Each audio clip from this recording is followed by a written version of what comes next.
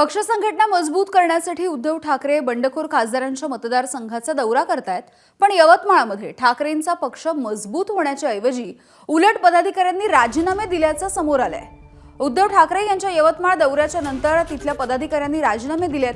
ठाकरेंच्या शिवसेनेच्या तालुका प्रमुखासह 15 जणांनी आपल्या पदाचे राजीनामे दिले। वैयक्तिक कारणामुळे पद सोडत असल्याचा उल्लेख त्यांनी केलाय। उद्धव ठाकरे यांच्या मेळाव्याला उपस्थित राहिलेल्या पदाधिकाऱ्यांनी हे राजीनामे दिले। तालुका प्रमुख गजानन पाटील, युवा सेना जिल्हा प्रमुख अमोल धोपेकर, महिला आघाडी प्रमुख अंजली गिरी, तालुका प्रमुख अक्षय ठाकरे या सगळ्यांनी राजीनामे दिलेले आहेत। उद्धव साहेबांच्या सभेला हजर नव्हतो आणि आम्ही सभा होऊ द्या म्हटलं, नंतर राजीनामे देऊन टाका। कारण राजीनाम्याचा जो विषय आहे का, आमचा कोणावर काही जोश नाही आहे। आम्ही राजीनामे आम्ही स्वतःच्या मर्जीने दिले आहे आणि विकासाचा मुद्दा म्हटलं तर सत्ता असल्याशिवाय विकास होणार नाही। ग्रामीण भागातल्या निवडणुका आहे, जिल्हा परिषद आहे, पंचायत समिती आहे, ग्रामपंचायत आहे, या उद्देशाने आम्ही सगळे राजीनामे आणि संजय भाऊ देशमुख यांच्या समर्थनामध्ये राजीनामे दिले।